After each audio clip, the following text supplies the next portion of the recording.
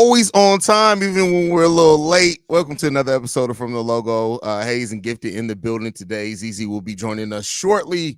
Oh, man, we got a lot of topics to get. We're still going to be going division by division to eventually get into the Northwest. We're also going to talk a little bit about the PCL, the debate league. But we got some news from around the NBA that we're going to get into first. This one that happened over the weekend, Jamal Murray, 4-year, $208 million extension with the Denver Nuggets. I think the last time we talked, we actually talked about how the Nuggets had not extended Jamal Murray yet. Will they go ahead and do that, lock them in? We know that they've lost a lot of role players over that time. They want to make sure that they did not even get to the point of risking losing one of their key pieces. How do you feel about the deal, Gifted? Well, first off, what's good with everyone? Shout out to W Hayes and W Gifted. We'll get to what those mean later in the episode. Had to flex a little bit. But in terms of this topic for Jamal Murray, first off, I want to say the Nuggets are extremely lucky. And I feel like a lot of people aren't talking about this. A lot of people are saying, is he worth this amount of money? Is he that good? But people have to remember, if Jamal Murray ever was an all-star or all NBA caliber player, that number wouldn't be that low. It would be like 300 range. And then it's like Denver's really in trouble if they have to give him a super max. The fact that he was ineligible for it and got that rate, honestly, I think Denver comes out as a winner as much as you can win, right? Obviously, maxing him out does impact the way that you want to build your roster. But if he was at a higher number, it would be almost untenable and you might have to trade him. So this at least gets him locked up. If their option is to let him walk for nothing, then you pay him. So I'm not really mad at them, honestly. You do what you got to do, especially in this new climate for the NBA. Yeah, what we're seeing that happens in the NBA is that you lock in a player, you get them extended. I mean, if you do need to move them later on, you can still do that. At least you're doing that without them, the risk of them being a free agent. So the other team would have to include something. Not that I'm saying that they're looking to move Jamal Murray. I do not think that that's the case, but you get them locked into a contract. Like you said, it's for where the NBA is going. It's a reasonable contract. Of course, if we're talking about a couple of years ago, how that money looks like then. It's a lot different of a scenario. But the question I want to throw to you here on this, Gifted, is, do the Nuggets to you have the flexibility, or are they at a place where they can realistically still go after winning a title? They didn't last year. They've lost some key role players ever since winning the title, KCP, Bruce Brown, those guys. They don't have any real cap flexibility. This now puts them above the first tax apron, regardless of any other thing that happens, unless they make a pretty big change with the roster, both next season and in 2025-26. The next time they'd have anything beneath the first apron is in 2026-27. What type of flexibility do you think they're going to have going forward? And is it even needed for the Denver Nuggets? I think it's going to be rough, man. I do. I think that they're in a very tough position because, as you said, they're going to be officially over the first apron no matter what they do. I honestly think the two names that have to pop up in this have to be Aaron Gordon and also Michael Porter Jr. for two vastly different reasons, right? Obviously, because they paid MPJ all of his money, he has to come up in terms of trading him for expiring contracts to get some cap, I would say, relief, right? But the other side of that is Gordon is going to want a contract extension, which would probably put you closer to over the second apron if you keep the team overall together. So I think some tough decisions regarding their core have to be made beyond this overall season, especially now. If I'm the Nuggets, I'm trying to get a Gordon to lock into his contract as soon as possible. I'm really trying to do that. Yeah, I mean, that you make a great point there. Aaron Gordon, who does have a player option for the 2025-26 season for $22.8 million. He's an unrestricted free agent in 2026-27.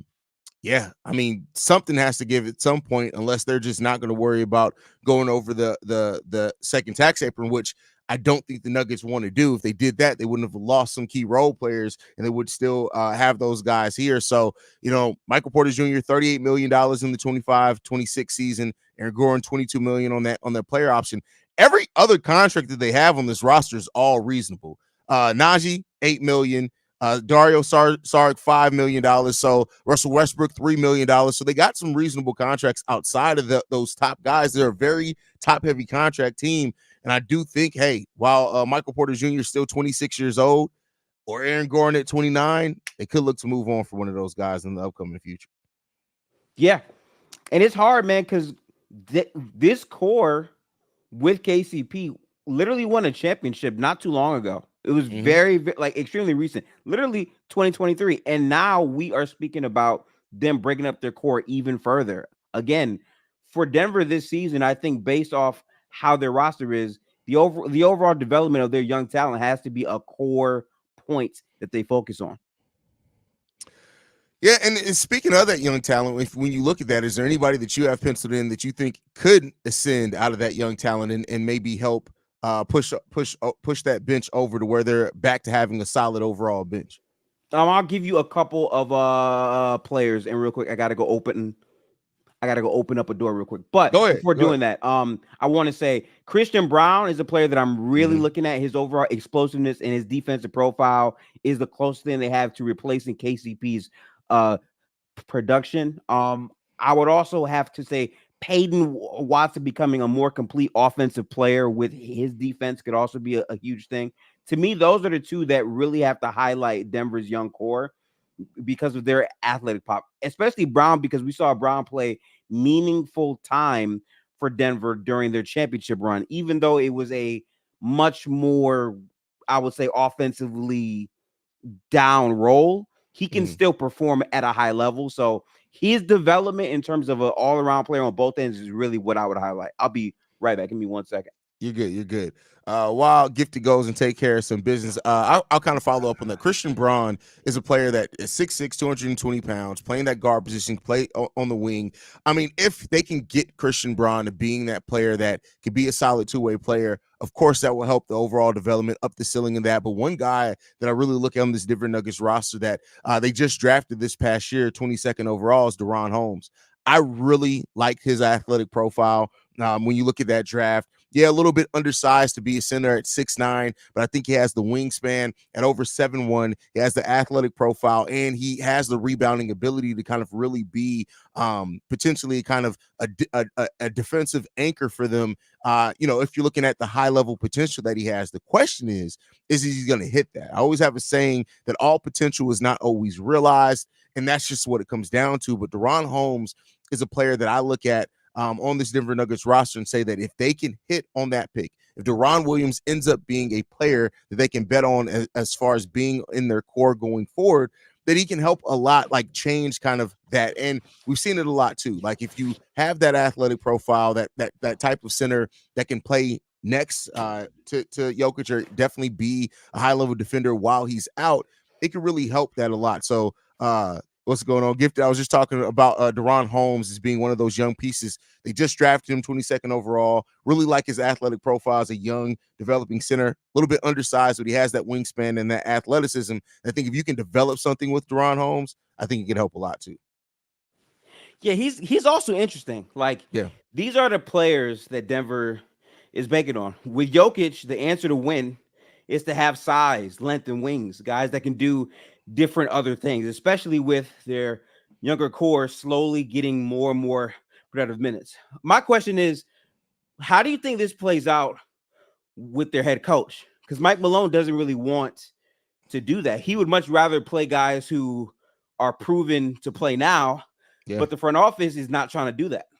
And that takes us to the next topic that we had on the list, is that there have been some rumblings. This is according to Zach Lowe, that the Mike Malone and the Nuggets aren't seeing eye to eye right now on that roster. I think you pulled out a great point of that. Like, when you have a head coach who's been there for a while, who stuck it out, they've stuck it out with him as well through the ups and downs of that Denver Nugget team. They eventually win a title, but you lose key pieces of his rotation and you're replacing those with young, unproven guys. I can understand why Mike Malone has some issues there, especially letting KCP go after letting Bruce Brown go the year before. So it's like, I get it that coaching development is part of coaching. You cannot try to sidestep development usually as a coach, especially if you want to have sustained success over time. But at the end of the day, like, you've gotten rid of a lot of his veteran pieces, and another one could have to go, which we just talked about, in MPJ or Aaron Gordon, just because of how close you are to that tax apron.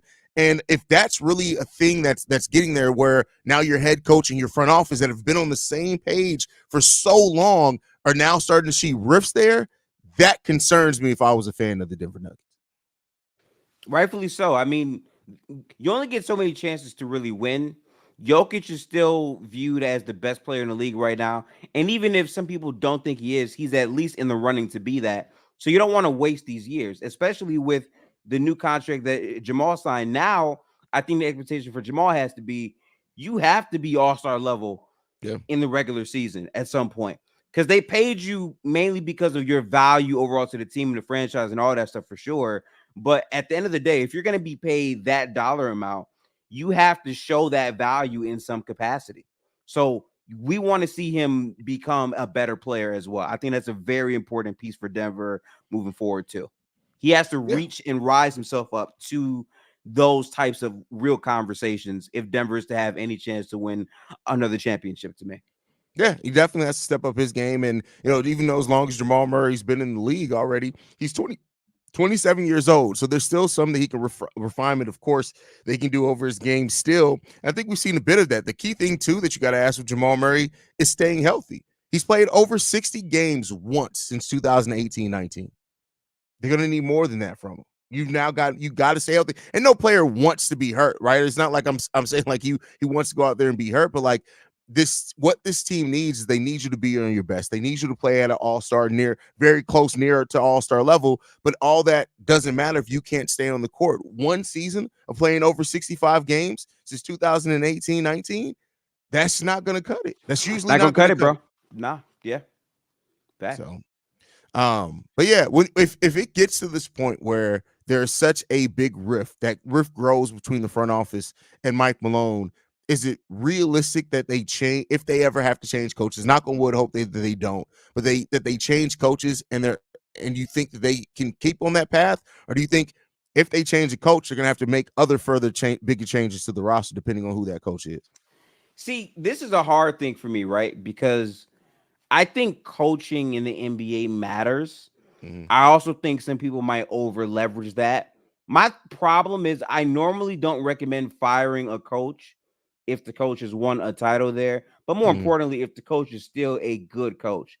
And I think Malone has shown you he is still a very good, capable coach. He has flaws. Every coach has flaws. Almost every fan of every team thinks their coach is the worst, coach in the league. Yeah.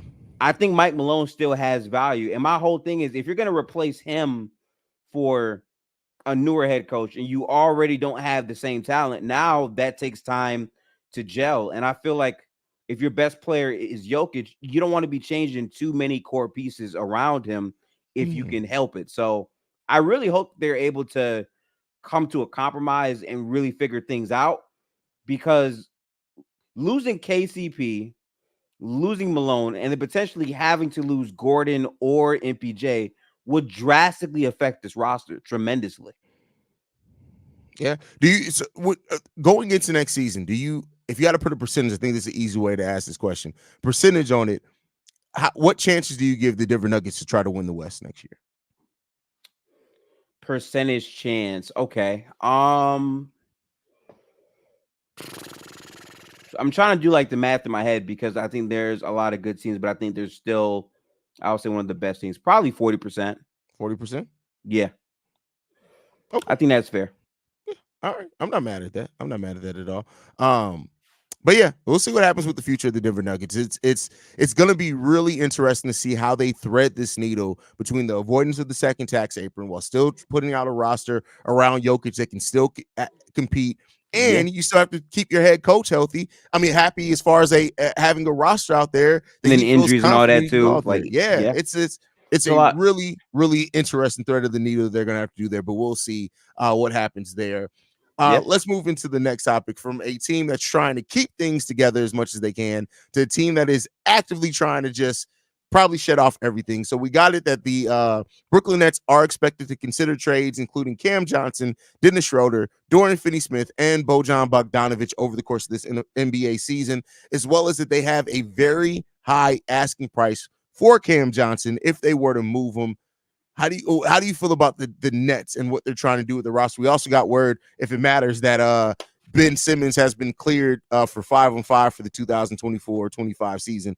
We're Oh, still not good. going to see him a lot, but Yeah. it is what it is there. But how you feel about the Nets trying to still go through this rebuild and sell off these pieces? I'm very happy with the Nets. I said this already. I think the Nets did the greatest heist in the NBA to make people think for several months they literally wanted to build a team around a role player, Mikal Bridges, then traded him for more picks than were traded in the Kevin Durant trade, which is wild. They got more picks from Mikal Bridges than trading away Kevin Durant. It's That's crazy. crazy. That's crazy to me. So I would say for you to trade KD, get Mikal back as a piece in the KD trade with unprotected picks, and then also trade Mikal for even more picks. To me, that's an absolute W, absolute win. I don't think the winning matters at all for them this year. I think it's about trying to get a high draft pick and also trying to develop some of your younger talent. Cam, like, I have a lot of questions for how good Cam is Mhm. because I think he's a very talented scorer. I think he can score with the best of them at times, but is he a viable player? Can he be a six-man player on a team that's very good? Right? Can you develop some of these pieces? Also, I think the Nets are going to be a very important team because they want to be bad. So the teams who don't want to be bad and are actually trying to compete could poach off some players off of their team to have value. I think the Nets are going to be like the fire sale team of the NBA, especially when it's close to the trade deadline. I think that's going to be a huge swing piece for every team in the league. No, I agree. I think when you look at it, this would be a fun team to play buy or sell with. Who ends up on the roster on the last day of the season? And who's going to be on there on the opening night roster? Because a lot of these guys could be gone. Dennis Schroeder could be gone. Cam Johnson, we already talked about. Dorian Finney-Smith. I even think that in the right deal, depending on what they get back, they'd even consider moving Nick Claxton, who they just signed to a contract extension on top of all of that. He's a good player too. Bogdanovich is another Yeah. one. Ben Simmons as a contract that maybe they're looking to use as an expiring contract or something like that. Like, I don't, other than Cam Thomas, I really could see a world in which they trade just about everybody else on the roster if the price is right. Yeah. I don't think anyone is safe at all. Like, I wouldn't be surprised if any of these guys go. But bro, imagine if Ben Simmons comes in and looks the best he's ever looked since, his days. What is his value at that point? I don't know. I don't think it's going to be high because he doesn't play basketball like that. But still, they have options to go to here. And my point is, they chose a direction, they chose a path, and they're sticking to it. That's what I like. Because beforehand, I'm like, what are the Nets doing? We have no idea what's going on here. They have all of these wing players that will look great if they had like a Trey Young or like a Jokic, like a top 5 player ish, thing on that team looks dangerous. But instead, it's just a whole bunch of role players with no clear direction, no like real coaching, staff. So to me, this is a good direction for them for sure. Yeah, I mean, and if for anybody that's looking for any kind of positivity to come out the Brooklyn Nets this upcoming season, not only to mention how many trades, how many more first round picks did they get, but Cam Thomas is just going to be shooting. Like, he's just shooting, bro. Cam Thomas Bro, he's may gonna average the go. most Yeah, shots per game in the league next season. He's just going to be shooting. give him the minutes. Yeah. Why not? Why not? Yeah, I mean, other than that, man, Brooklyn is gonna be. How bad can the Brooklyn Nets be? Over or under 15 wins for the Brooklyn Nets next season? Gifted. Oh, okay. Do you think? Okay. Do you think the Nets are going to be worse than last year's Pistons? Yes, Yes. yes. You might not be wrong. That's actually crazy. Oh man, 15 is so little, man. Bro, 15 is so little. yeah. It's not crazy though. It's not It's crazy not though. crazy, bro, I, because at the same time, like, they're a team full of role players, like you said. They got some talent on the team, but like, you got talent of all role players, nothing to really bring that together unless Cam Thomas hits a crazy leap this year. And if they do that, the Brooklyn Nets may sit him. They may walk in there and say, "Hey, you pulled a hamstring." I yeah. feel fine, coach. No, you pulled a hamstring. Because like they're clearly the leaders in the race for the flag as far as Cooper Flag. They gotta be, right? I can't think of no team that is set up perfectly to be bad off the rip more than Brooklyn. I can't think Yeah, of one. it's gonna be the Wizards are gonna be close to. They're gonna be a weird Wizards would team, be close. Wizards would be close. but The only thing with them is like they have the whole Jordan Poole thing where he can have like a bounce back season. They got the number 2 pick in the draft. They also draft. Oh, and by the way, Valanciunas is about to be a fantasy demon this year. If you play fantasy basketball, lock in. Valanciunas is finna put up some crazy performances, bro. For those reasons, I think they'll probably be better than Brooklyn. okay, yeah. I mean, I could definitely see them being better than Brooklyn. As I say, Brooklyn is clearly the race for tanking. They're the flag bearers there because I don't see anybody being worse than the Brooklyn Nets next season. And if they are better than expected, oh my God, watch out for the bevy of trades. It's gonna be crazy. Absolutely. So Absolutely. um, but I guess moving on from that, before we get into the division by division, we're hoping ZZ be in, but if he comes in, we'll go back to that. We got to talk a little bit about the PCL gifted because yes, man. Let's talk about first it, of all, man. because as the 11th and you were 15th seed, 14 seed, 14 seed, the 11 and 14 seed. We're in the last 8 there. We're going into the next round. We'll be debating again next Wednesday. You have who I you got up Mars. against? You got Mars next. I got Dion from Ohio up next. Unfortunately, ZZ didn't move. ZZ was robbed because I don't know if you guys go back and watch those videos. A lot of the people in the chat said ZZ should have won that 2-1. A lot They of people robbed my did. boy Yeah. ZZ. They robbed my boy ZZ. But how have you felt about the PCL so far, Gift? Hey man, listen. I could talk about this for hours. It's like y'all are lucky that we only have this slot from 6 to 7:30 because there was a lot going into this, right? So, hey, first off, this is the first official PCL, right? Things aren't perfect. We've gotten crazy questions. It's been a process in terms of people really figuring out. But I'll say this. What the PCL is showing so far to me, at least, especially in the playoffs, is who can debate and who can't. I'm gonna just be real with you, right? I said this coming in. Me being a 14 seed and Hayes not being in the top 10 is crazy when, to me, objectively, we're some of the best debaters in this league, period. Right? Yeah. No shade to Dion. I think Dion's cool. I don't really know Dion like that. But me personally, Dion being number 2 is crazy. Yeah. I'm sorry, right? Like there's some people like listen, number 16 seed is Jack.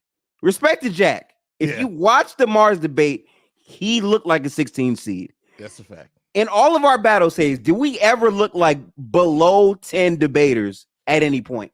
Never. In all of our debates? Never. No. So like it didn't really make much sense. But we really showed up and we had grit and we had will. I'm not gonna lie to you, like I spent a lot of time on Ox. I just gotta be so real with you, right? I spent a lot of time mainly because it wasn't about Ox, it was the disrespect to being 14 and not taking nothing for granted. A lot of people just like yap or they practice their things 25 minutes before, an hour before. No, I'm spending a week preparing day by day by day. I'm going back. I went back and watched film to confirm my takes to make sure I was right. I'm not sure what you do, but that's how I took it.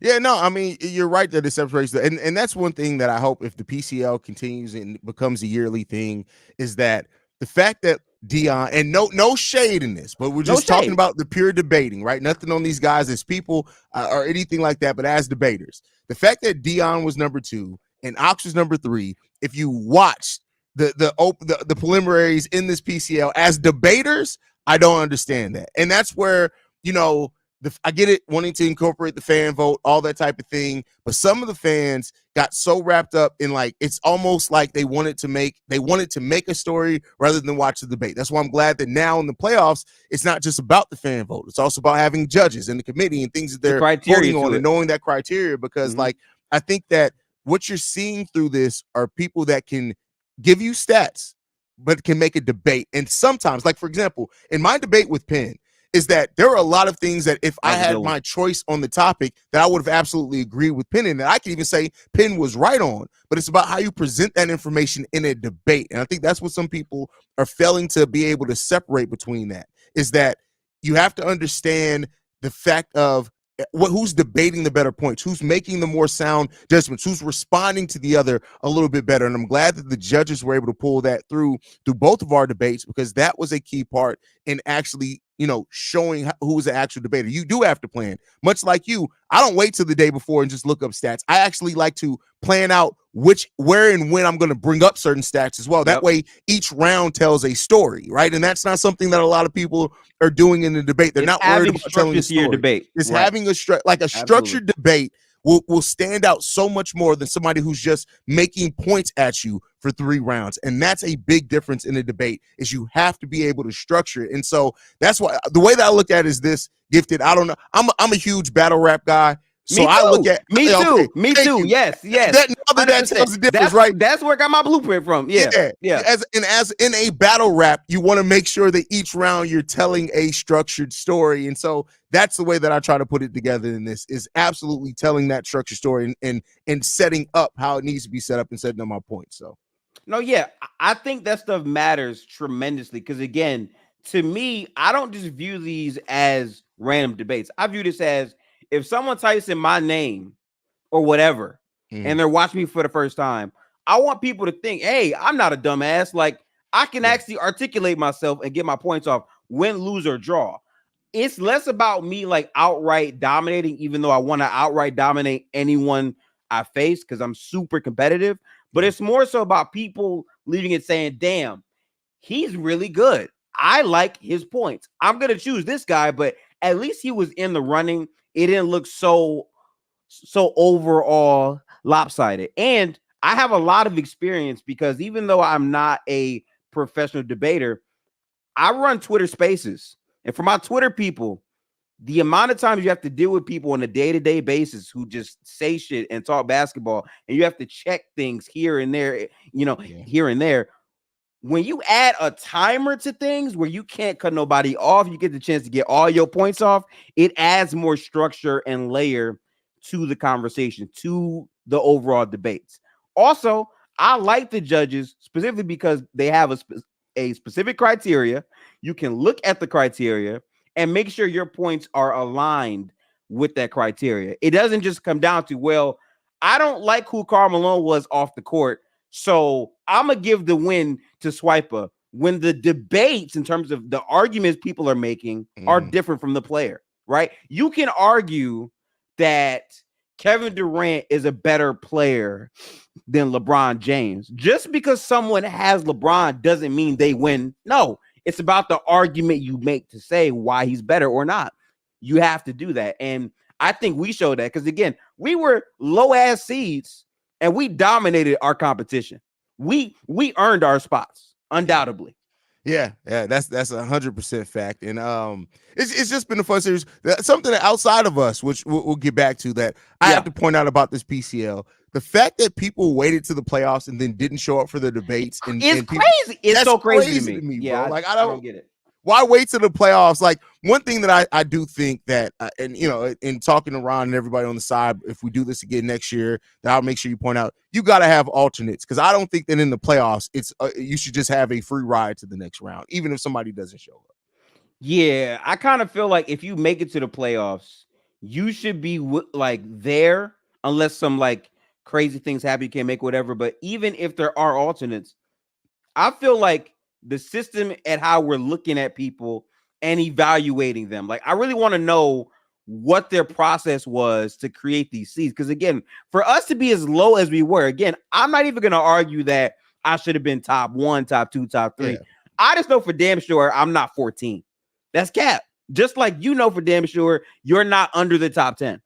Yeah. It don't make no sense. There's no way in hell I'm not in one of the top 10 debaters in this piece. It's just not. It's it is what it is, but I think I've proved it. And one thing that I think we've both had to do, me a little bit less than you, but I'd say that it doesn't matter. We still had to do it, is that I'm new to PC. I'm still less than 6 months into being on the PC platform, right? So, like, one thing that I love seeing through this debate, I still remember when I showed up to my first debate with Chill, there were so many people that were like, who the hell is this guy in the comments? Go from that to my last debate against Penn, where before I even started talking in the first round, you see people in the comments like, hey, I love the way Hayes puts out his thoughts. And so, like, just seeing that kind of ebb and flow, of course, you still have your detractors and things like that, like, has been really fun for me to watch, because I'm always somebody, like, I'm somebody who, like, I'm always leading shows, right? Like, I've over, especially Chicago media, motherfuckers in Chicago media know me. I don't even say that to, like, brag or anything like that. So to come to a new platform where people are like, who the hell is this guy? And to win them over in the debate process, that's huge for me. Especially when people come into the battle saying, he's battling my favorite creator. There's no way he's gonna win. And they're like, like, people were in the chat saying Ox is dope. And then at the end of it, he was like, damn, he really dominated him. That's crazy. Like, even that feeling of it shows that if you're focused on the actual debate and not the other shit, not the name shit, but basketball, what we talking about, it can elevate it to a whole other level. Honestly. And that's one thing that's great about the PCL, bro. And I actually considered not even getting into the PCL, and I was glad that I went ahead and decided to do it. And yeah, the whole thing of player shows, even from the logo to a lesser degree as well. Like, we're the unknown show here, right? We're the show that got to continually prove ourselves. So we are, yeah. You know, it is what it is. I'm glad that we've been able to move forward, man. And that debate with Ox, bro, that was a masterclass of debating. I don't know if you saw it in the chat. Like, I was in the chat where you made I think it was your second round in the first topic, and I was like, oh no, you see Gifted's face? He's not shaking at all. He's locked in. Locked, bro. I swear to God. Listen, because how I did my shit is like, I think about, okay, what is he gonna say? And then how can I counter it? So when he brought up the championship, I'm like, oh, got his ass. So he said 2019, Kawhi is peak Kawhi, when really it's 2021 or 2016. He won the championship in 19, but that was not the best version of Kawhi. So once you say that, on his head, on his ass. Yeah. I was waiting for that. You know what I'm saying? Like, I had the numbers for that year. I'm like, I'm waiting for him to bring up championship. Like, please say it. When he said, I'm like, got his ass. Yeah, great. And like I said, if y'all want to see a masterclass of debating, man, gifted complete. Like, and I listen, like I said, no shade to anybody, but you cook Ox that whole debate, bro. Bro, he didn't show up he didn't show up on the panel the next day, and I'm like, damn, Ox, where you at?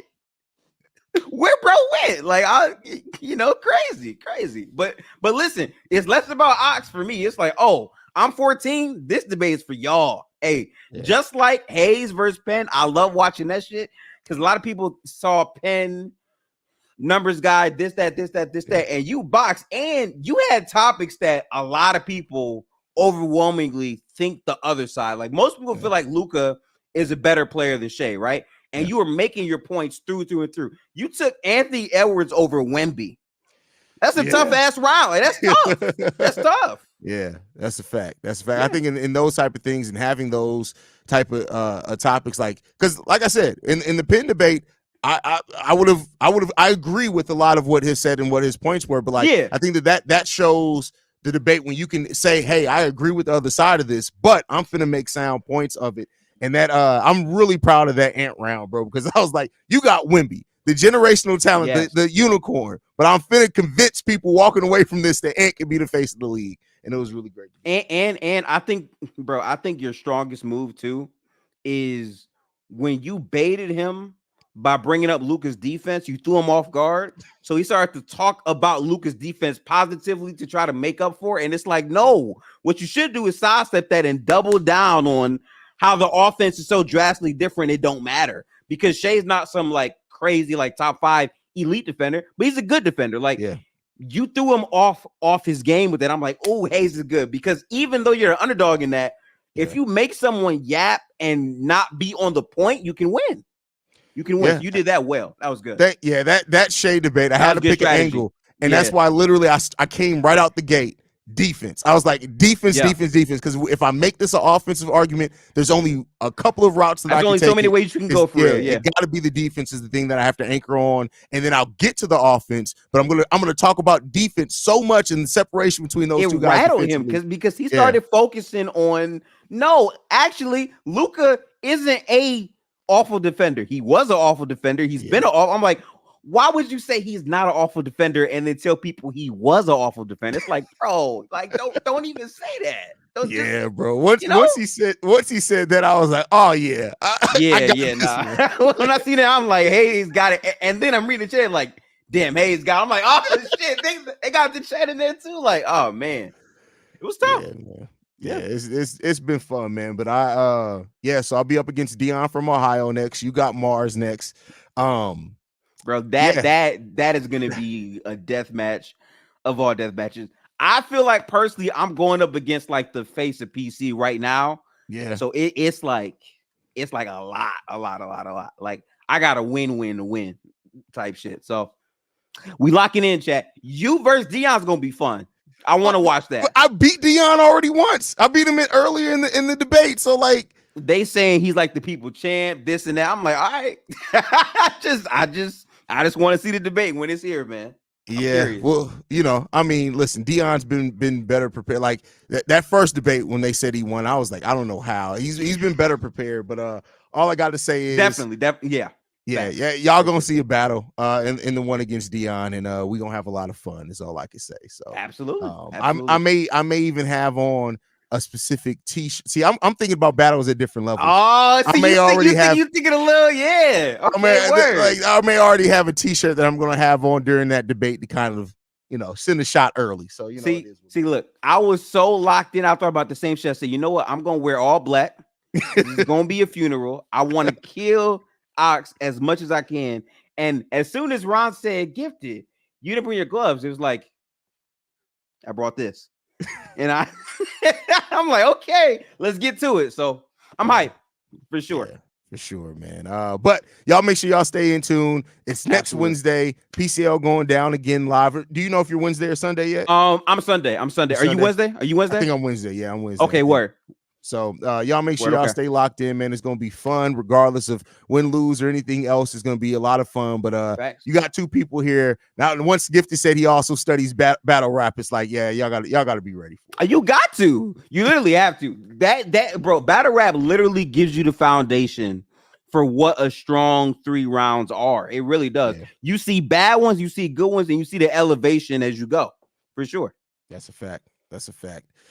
All right, man. Damn, I was hoping ZZ would be here by now, but it is what it is. We'll keep it going. Yeah. With that said, we're going division by division. We've been doing this for the last couple of weeks, going division by division. We're in the Northwest Division now. This is the division that includes the Oklahoma City Thunder, Denver Nuggets, Minnesota Timberwolves, Utah Jazz, Portland Trail Blazers. Let's start off with the Thunder. How you feeling about the Thunder season next year? Just did a pod on them. Shout out to the Thunder, man. I gotta say, one of the most dominant off seasons without having to give up any assets. Ridiculous. Again, I'm sorry, but to do the Josh Giddey trade for literally nothing for Alex Caruso straight up is crazy. And then for you to make a key signing in Hardenstein for free as well. And also the craziest part about Hardenstein's contract is it's lined up perfectly. So when they have to pay their younger guys in Chet and J-Dub more money, his contract is expiring off the books. To me, it's just genius. You know what I'm saying? So I'm really, really excited for what OKC gets to cook up and build up this year. I think they are the team in the Western Conference who's going to be extremely well. I can't wait to watch them. Yeah, and I look at the OKC Thunder as well. Like what you added with Alex Caruso, a player who is coming off one of his best 3-point shooting years with volume and percentage. On top of that, we know how disruptive of a defender he is. And one thing that I can't wait to see on this OKC Thunder team, as being a Bulls fan, I've gotten to see it a lot over the last 3 years, is that he generates so many fast break opportunities with his deflections. And that's something that's not talked a lot about before. They're not always registered as steals, but with his deflections.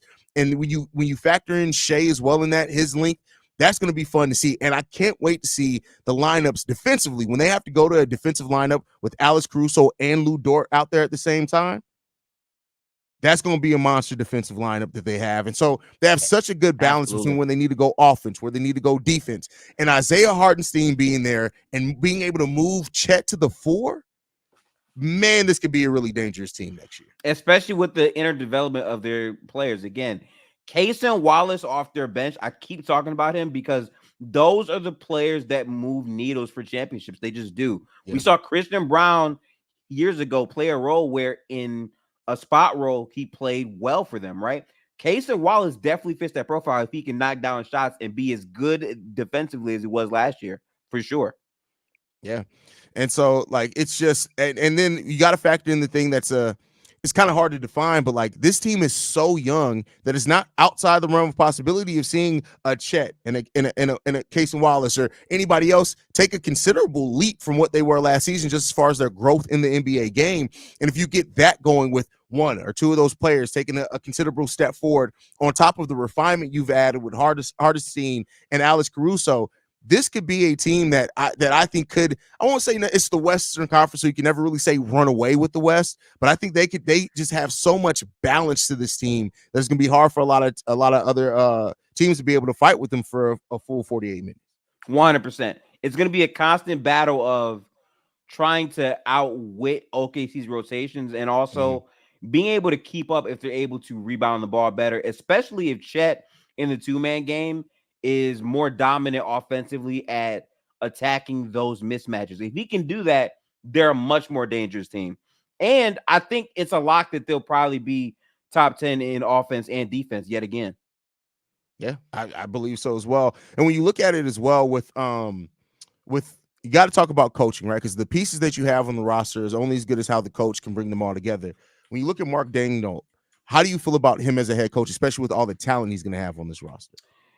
So I got a couple things to say, man. I think he's one of the better coaches in the league. I think OKC has one of the better coaching staffs in the league. But I will say, in a series where they played against Luka and Kyrie and that competitive Mavs defense, Mark D has some areas where he can be criticized. Again, overplaying Josh Giddey when he was a clear floor negative on both ends for them. Kind of could lead to why they had some slow starts against the Mavericks in those games sometimes, right? Not making certain adjustments defensively. Like here, right? Prime example, PJ Washington. He shot 48% on 8 threes a game in that series, right? Fake shooting, bullshit, whatever, in my opinion, right? Boston never let PJ get into any rhythm shooting those open threes in the corner. Boston eliminated the above the break threes. Right. They said you're not getting the corner threes. We're making you shoot above the break threes where you're also under average at that. And generally, that's harder shot quality than conceding a wide open three in the corner. That's what Boston did. I feel like making that adjustment alone in itself could have swung the series more. But at the same time, it's hard to judge because, again, if PJ is going to shoot that high, you're going to lose. And they did. So I feel iffy about it, but I still think in a vacuum, he's a good coach. I still think he understands how to get the most out of his players. And also, he's also very young. So everyone has to get better as they grow. To me, that's what OKC is, which makes them so dangerous because if this is their floor and they're only going to get better and better and better, they're going to be a problem for years to come, for sure. Yeah.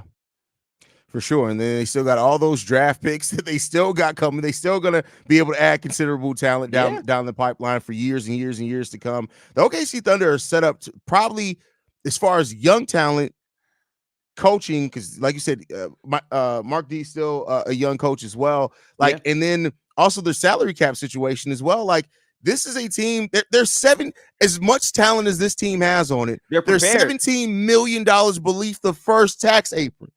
And they got all the resources in cap to do whatever they want in terms of trying to sign players, trade players, and they have many draft picks coming in to give them more ammo to do whatever they need to do. I just think this is the most prepared team in the league for the harsh reality of this upcoming CBA. For sure. You're looking at a team that is going to have at least 3 first-round picks for between now and 2028. Crazy. That's crazy. At least. That's minimum. They could have more. Yeah. They could have 5 first-round picks this season, depending on how things shake out. Like, they have just done such a masterful job at competing now while still maintaining extreme flexibility for the future 100%. so that they can make changes and alterations to their roster as they see how these players grow and whatever together. So, like, the OKC Thunder are the team to watch for a long time, and they're going to be good for a very long time. Yeah. So, but moving on from them to the next team, which we kind of touched on a little bit, so we may not spend as much time here. The Denver Nuggets. How you feeling about the Denver Nuggets? Yeah, Denver, we talked about them earlier. I think Denver's still going to be a good team. I think Jokic is going to have to do a lot more this season to make up for the loss of KCP's spacing. I think the young players have to be the X factor for their season. If they pop, they will be a better regular season team than they were last year. But both of them have to take considerable leaps on both ends of the floor. Specifically, I think offensively for Peyton specifically. Peyton Watson offensively needs to be able to do more in terms of catching and shooting the ball at a good clip, in terms of just understanding how to attack closeouts consistently, and also passing. If he was a good passer, that changes a lot. Because again, when you attack a closeout, the answer should not always be I'm going to dunk the ball or I'm going to basically turn the ball over. If you can pass the ball too, it opens up more angles, more opportunities for the offense to get to that quality shot. That's why connected passers hold so much value in the NBA. So Brown and him taking leaps in those areas and just being more consistent shooters is a big role for their season. It directly impacts how good they're going to be to me, for sure. I agree with that. I mean, we talked a lot about the other aspects of them, losing role players and needing the young players to step up. But one thing too that you have to ask yourself is that with the Denver Nuggets, they are such a good defensive team, and they had one of the second best defense in the league against top 10 offenses in the NBA last season, which is nothing to overlook at all. But the one thing with the Denver Nuggets, and I know you have to kind of play this way as long as you have Jokic on the team, they were 26th in the NBA in pace. Do you think that benefits them, or does it hurt them more in the playoffs as things slow down, that they play such a slow pace compared to the rest of the league? The pace point is an interesting one. I feel like the pace is going to shift with Westbrook on the team. I think Russ is definitely going to make his imprint known on the game in terms of speeding them up. And I don't necessarily think that's a bad thing either. I think Russ pushing the pace for the young players is how they're going to have more success, because if there's more possessions and you have a guy who can pass the ball and get downhill, you now have your young players in a spot where, okay, we just have to run. Our roles are a lot more easier. There's less offensive thinking that they have to do, especially around a player who's going to get them the ball in Russ. So I think Russ really changes that entire equation for him. Now, how that will translate to the playoffs really depends on Russ's decision-making in the half court and how consistent he can elevate the pace in that setting with his efficiency at the basket. Those are things that I really question. And those are fair things to question. I think that those are all fair questions to come. The Denver Nuggets have gone from a team that, and we still let me be clear here. In me talking about them, I'm talking about the fact of that I do think this is one of the better teams in the Western Conference. They just have some really big flaws. And when you look at what they've been over the last 3-4 years in the league, they clearly are now a ring down from that. Whereas teams around them have consistently gotten better, they've kept losing pieces that were part of what made that team so special as what it is. So they're going to have a hard go of it. But, overall, I think that the Nuggets still go as much as Jokic, as far as Jokic and Jamal Murray now can take them. And so, we already talked about that. Jamal Murray, now that he's locked in, he has to step his game up. He has to stay healthy. And the sky's the limit for the Denver Nuggets at that point. Yeah, for sure. All right, next team, the Minnesota Timberwolves. This is a team that almost made the finals last year. Added Rob Dillingham, lost Kyle Anderson. Other than that, everything's staying pretty much the same. Terrence Shannon Jr. is another player that I think is, of course, not gotten talked about a whole hell of a lot because of where he was drafted and things like that. But I think Terrence Shannon Jr., if he's given the opportunity to put up shots on this team, he can help this team so much with their bench scoring. How do you feel about the Minnesota Timberwolves? That's exactly what I was going to say. Guys like that, their scoring off the bench projects to be a lot better than it was last year. I think what they are losing, though, is Kyle Anderson did know in some games how to get their offense going better. He did have moments off the ball where he did that. But we also can't be blind. Kyle Anderson was also damn near unplayable in the Suns in the first round. Yeah. And he's an older player, right, who is the offensive negative. So to me, all in all, losing that hurts, but your tilt is with younger guys who can score. Also, defensively, they still have guys who can do very positive things as well. I think the biggest X factor for this team, to me, has to be Anthony Edwards taking that true superstar leap. I think he's Mhm. right on the edge of maybe becoming that truly, but I still think he's far away from like actually realizing that. Clearly, he's close. He's there. But the other thing has to be Karl-Anthony Towns. To me, Karl-Anthony Towns has to be the number one X factor on this team because we saw it last year. When Cat was at his best, he was guarding Jokic in isolation. So Rudy Gobert could play his role defensively and take Aaron Gordon out of the series down the stretch. When Cat is at his best, he's another offensive positive that can take the pressure off of Anthony Edwards to have 45 points or 50 points in a game 7. By the way, when they're down 20, Cat is the one scoring the basketball, getting them back into the game, right? Or Mhm. keeping them above water, right? That's what Cat did.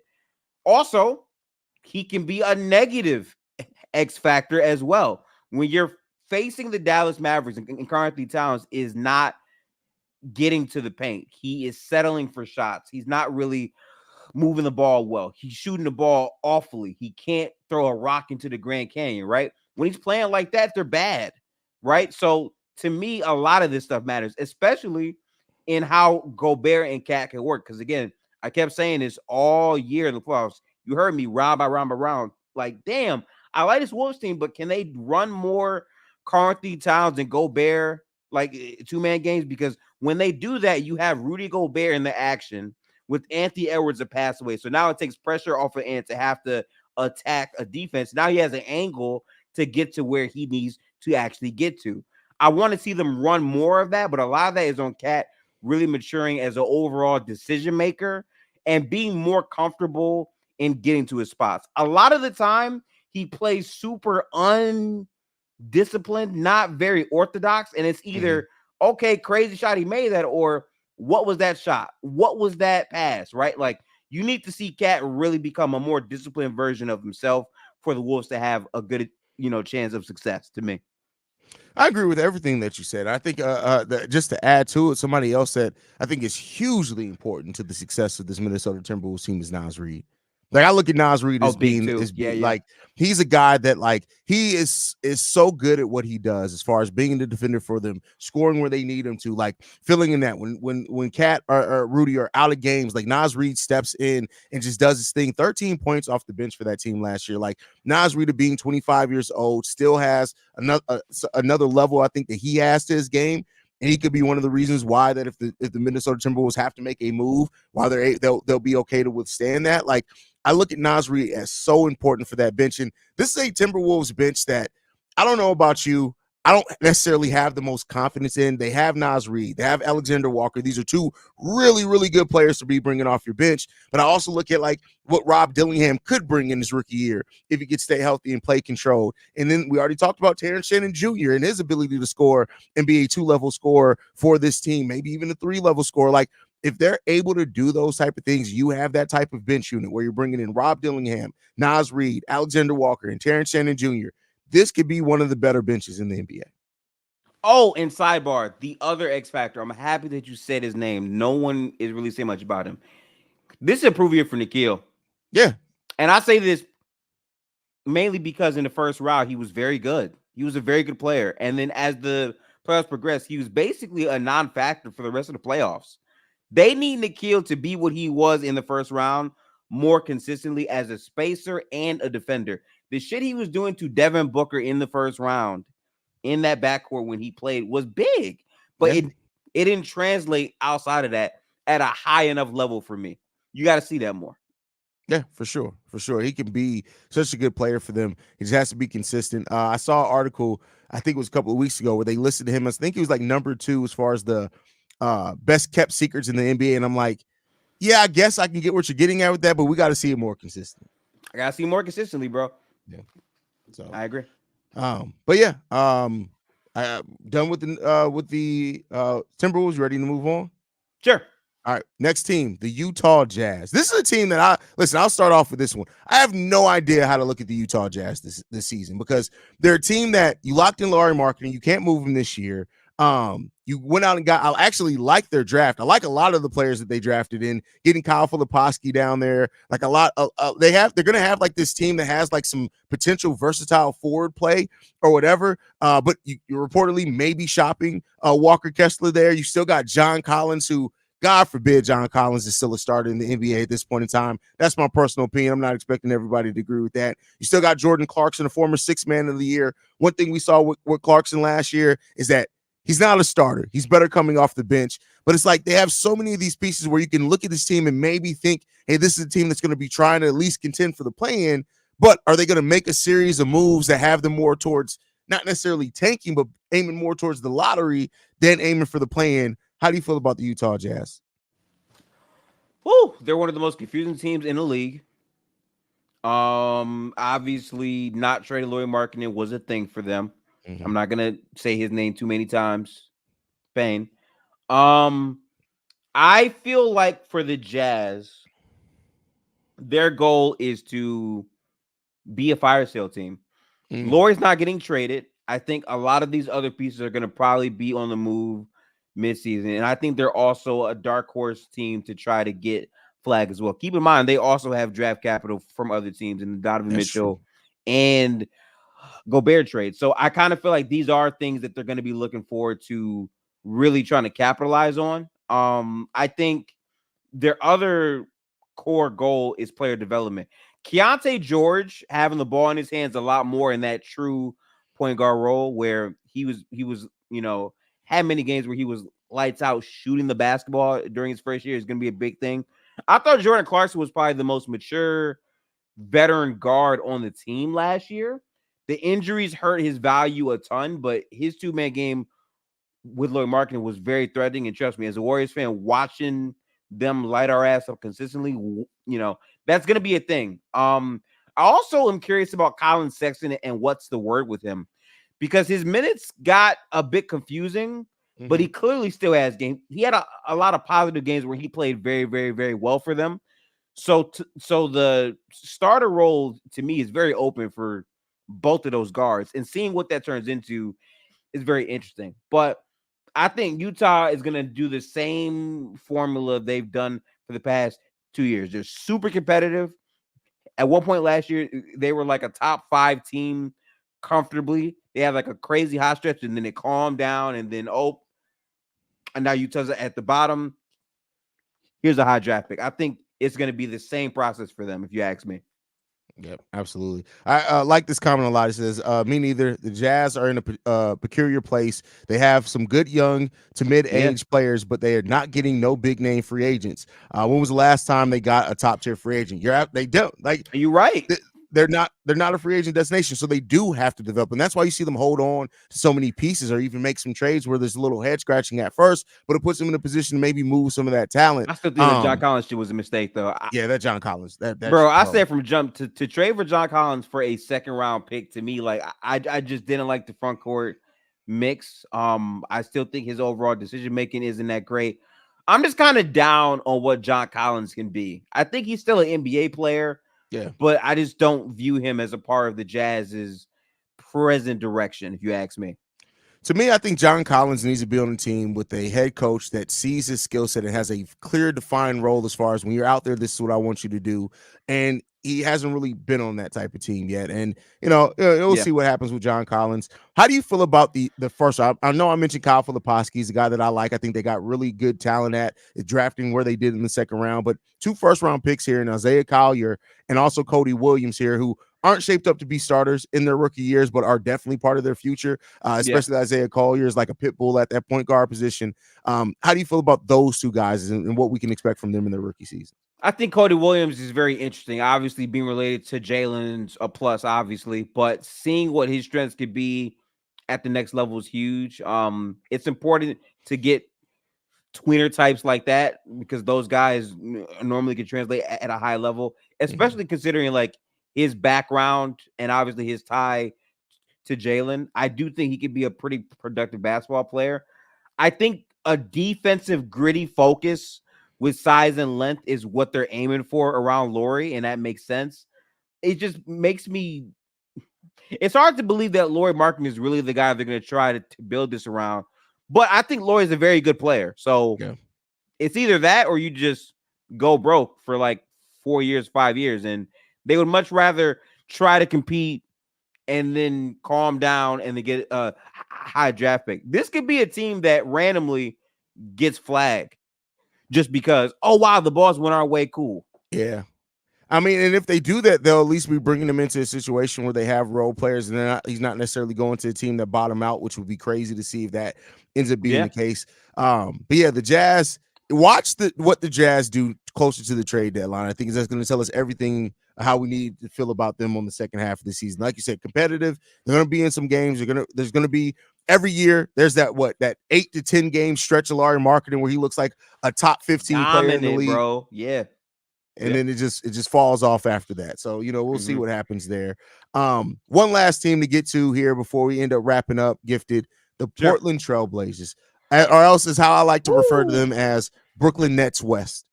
No, literally that's what they are. No, like no bullshit. A lot of people said last year the Nets were hard to watch. The Portland Trailblazers were harder to watch for me because a lot of the time their guards were injured. I watched Delano Banton go for 38 and 8. I watched that. No bullshit. I watched Delano Banton get traded from the Toronto Raptors to the Blazers and start hooping. However, I will say this. I do think the Blazers are interesting because they got Denny. Denny is a player that to me is one of the most kept secrets in the NBA for sure. Yeah. Because no one really talks about him. His role never really materialized in DC. And just when he started to really figure some things out, DC trades him to Portland. Also, Scoot Henderson, I think he's way better than what I saw last year. Because holy shit, what we saw last year was far bro, we got to be honest. And I'm fine to do this again. I am not a draft expert. Hayes knows way more about the college level than I do. But the common sentiment was Scoot Henderson is going to be a generational player. We're just not talking about Scoot because Wemby is in the same draft, right? Mm-hmm. That's what people said. Jordan was crazy to draft Brandon Miller over Scoot. And last year, Brandon Miller cleared Scoot by far. Not even it close. Wasn't not listen. Scoot was one of the worst players in the league last year. But I'm not giving up on Scoot. You want to know why? Because you can say the same thing about a rookie or sophomore season.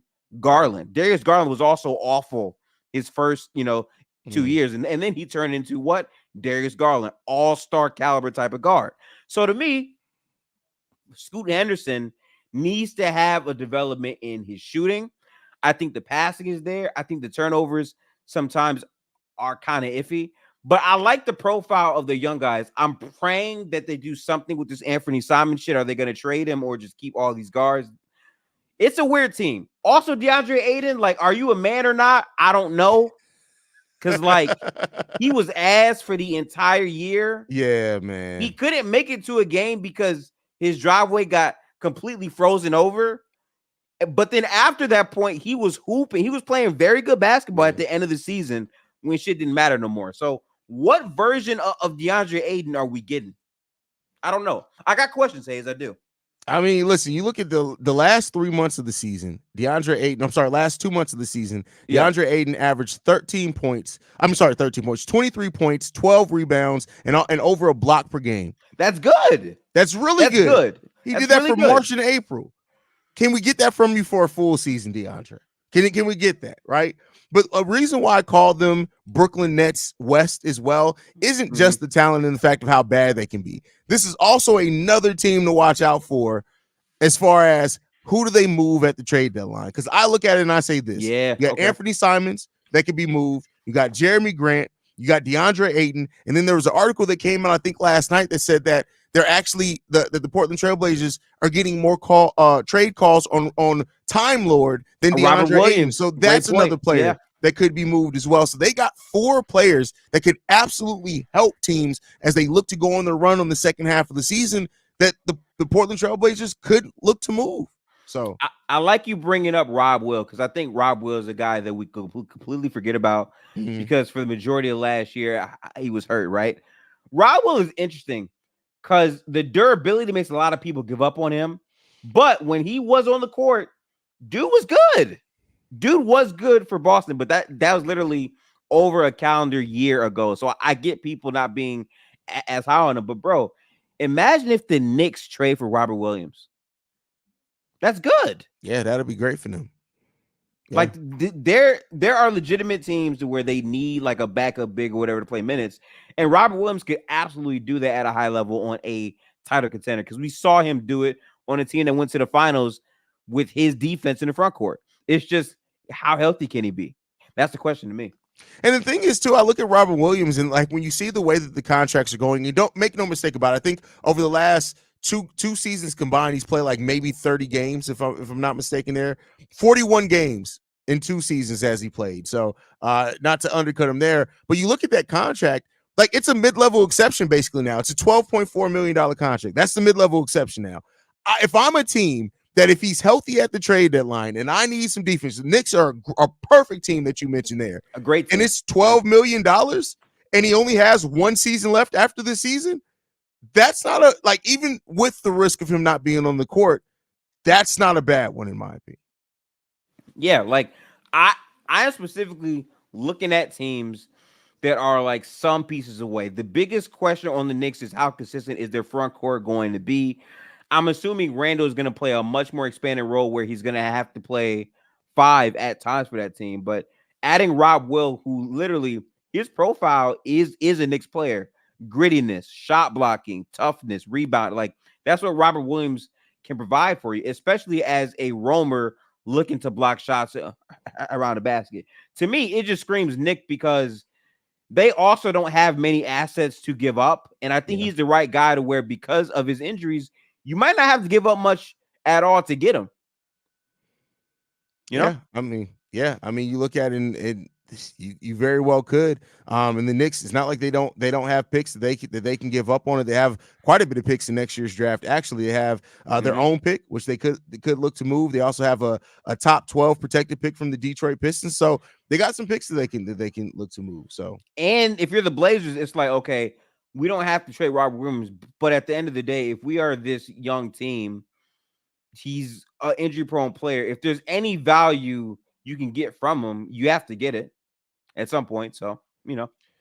Yeah, we'll see there, man. But yeah, Portland Trailblazers is definitely a team that I think is going to be in the Cooper Flag sweepstakes. I also think that they're going to be trading off a lot of their pieces by the trade deadline, and we'll see what happens there, man. But that's the Northwest Division. Any thoughts coming out of this? This is such an interesting division because they have such a different. Every team here, like of course you got the Thunder, the Nuggets, and the Timberwolves that are all trying to compete for a title. But then the Jazz are a team that could go either way. The Portland Trailblazers team that's clearly tanking. But yeah, I guess my question would be is what happens if Scoot Henderson has another bad year? At least they own their own first round picks. That's fair. I mean, I guess that's something that you're looking at and saying, like, I mean, technically they owe a first round pick to the Chicago Bulls, but it's lottery protected, meaning that the Bulls wouldn't get it unless they make the playoffs. And we all know the Portland Trailblazers aren't making the playoffs in the next 5 years. So that's not a concern there. So, I mean, if Scoot Henderson does end up being a bust, yeah, it sucks that that pick would that you ended up wasting, but luckily you own your own first round pick. So it's not the end of the world, but you know, it is what it is. I mean, I don't know what to say there, bro. I hope not, man. Because again, I thought Scoot had a lot of moments where, okay, he's starting to figure things out.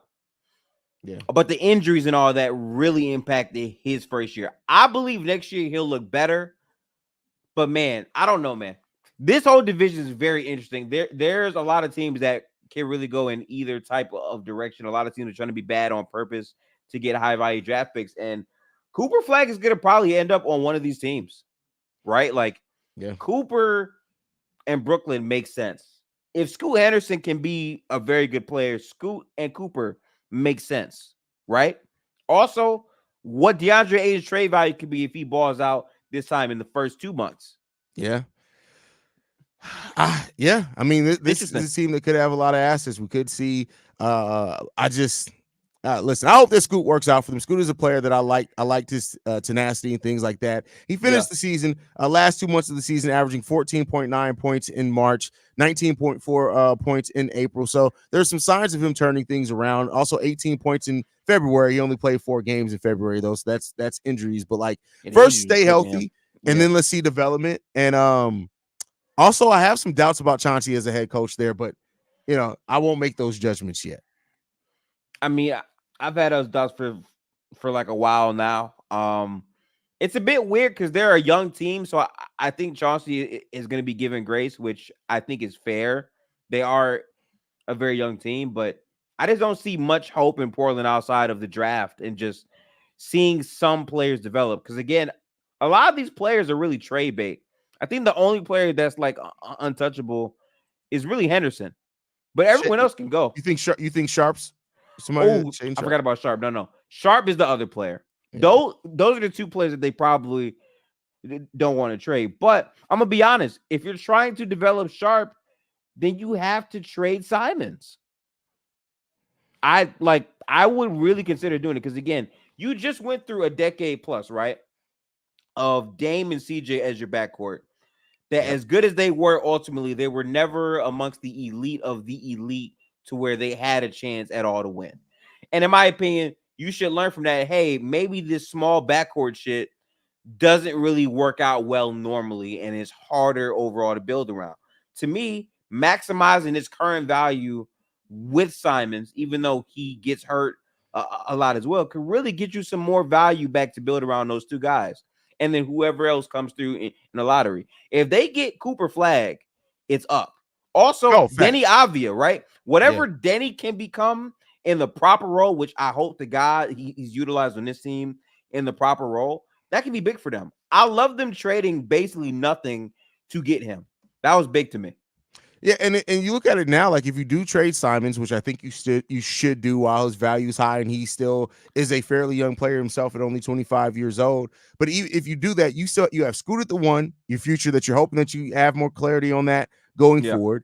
You got Shaden Sharp there as your two. You got Denny as your potential three going forward. If you can add Cooper Flag to those guys, and you drafted Donovan Clingan this past draft. I forgot they got clinging too. You're That right. gives you a Yeah. nice Mm-hmm. core that you can look at and say, hey, we don't know how many of these guys are going to be pieces that we can build around, but at least we're trying to build with them right now to see what we have in them. So, Yeah.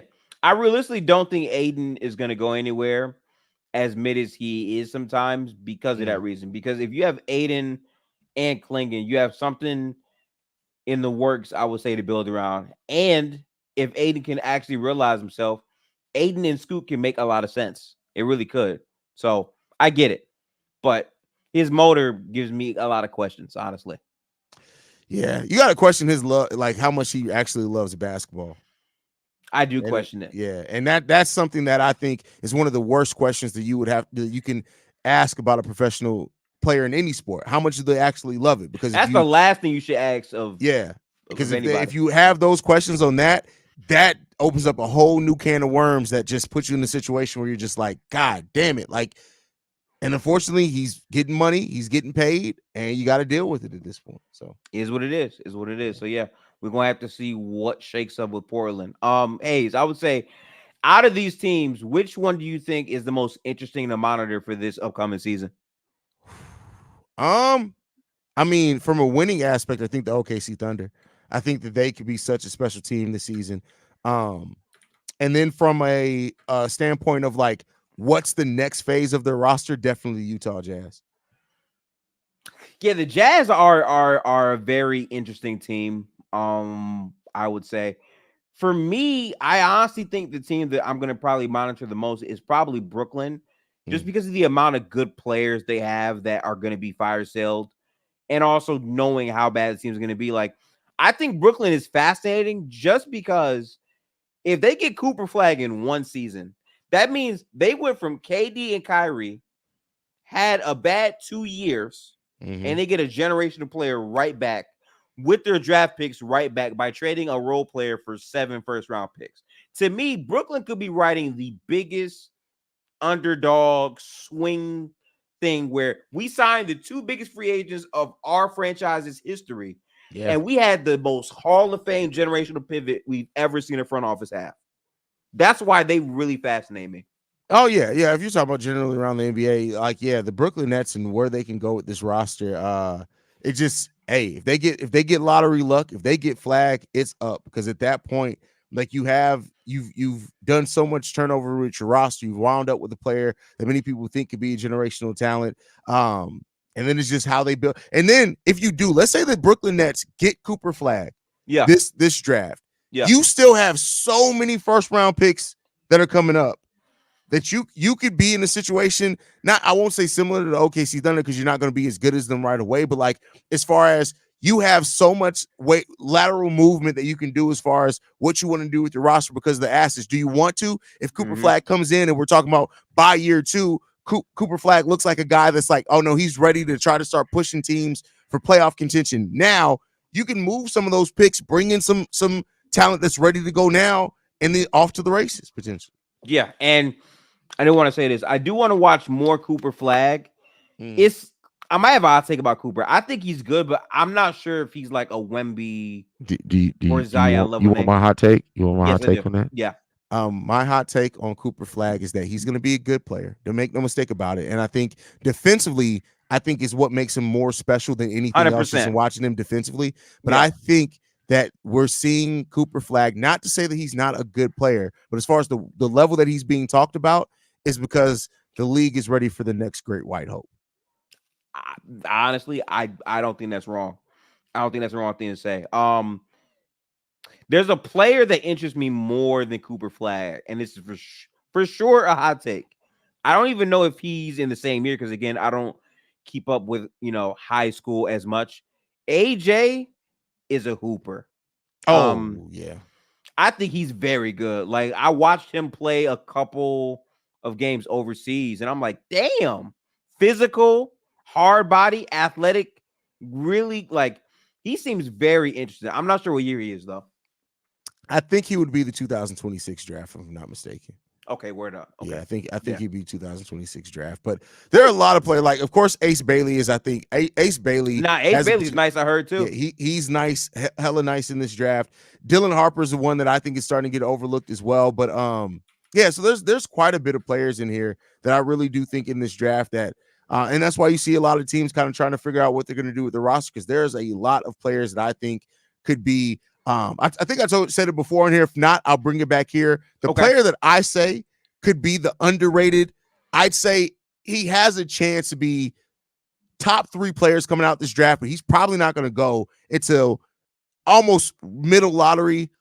Hugo Gonzalez out of Spain. I remember the name off our podcast. Yep. I am telling you guys, watch out. If I don't, I'm 18 years old. He'll be 19 when he's drafted. I'm telling you guys right now, look out for Hugo Gonzalez in next year's draft. And 2 years, whatever down the road, I think he has one of the opportunities to be one of the best players to come out of this draft.